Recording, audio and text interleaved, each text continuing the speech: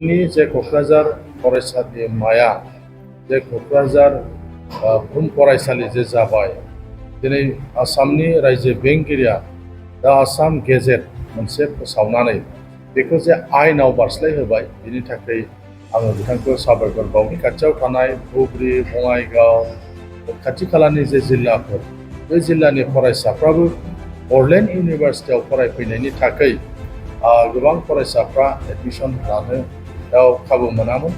दा जिहेतु क'क्राझाराव आरोबाव गंसे इउनिभारसिटि जों मोननो हाबावबाय, एबार फरायसाफ्रा एडमिशन लानो थाखाय एबा गोजौ थाखोनि सोलोंथाइ मोननो थाखाय MA, MSc, MCom फरायनो थाखाय आरोबाव मोनसे खाबु जागोन। दिनै क'क्राझारनि सासे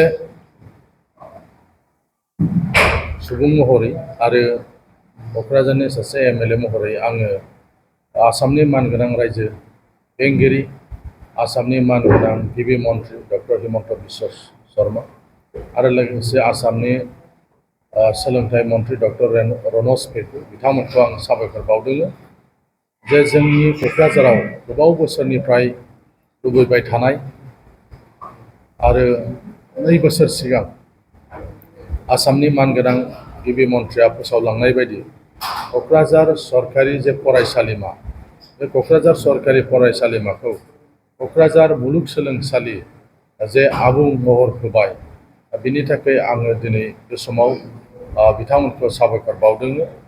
दिनै जोंनि जे क'क्राझार फरायसालिमाया जे क'क्राझार बुहुम फरायसालि जे जाबाय दिनै आसामनि रायजो बेंगिरिया दा आसाम गेजेट मोनसे फोसावनानै बेखौ जे आयेनाव बारस्लायहोबाय बिनि थाखाय आङो बिथांखौ साबायखर बावदों।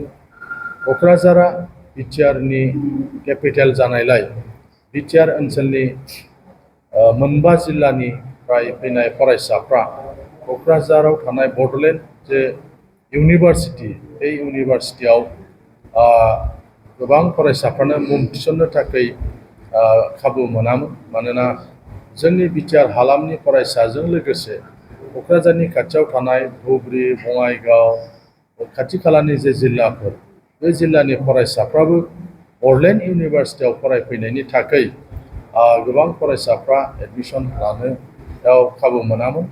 दा जिहेतु क'क्राझाराव आरोबाव गंसे इउनिभारसिटि जों मोननो हाबावबाय, एबार फरायसाफ्रा एडमिशन लानो थाखाय एबा गोजौ थाखोनि सोलोंथाइ मोननो थाखाय MA, MSc, MCom फरायनो थाखाय आरोबाव मोनसे खाबु जागोन। दा बेनिखायनो दिनै जोङो बे समाव आसामनि रायजो बेंगिरि, आसामनि मानगोनां गिबि मन्थ्रि आरो आसामनि सोलोंथाइ मन्थ्रि बिथांमोनखौ साबायखर बावदों। क'क्राझाराव इउनिभारसिटि फोसावनायल' नङा, इउनिभारसिटिखौ आबुं मोनसे महर होनायनि थाखाय आं बिथांमोनखौ रायजो राजानि जानानै आरो सासे MLA महरै बिथांमोनखौ आं साबायखर बावदों।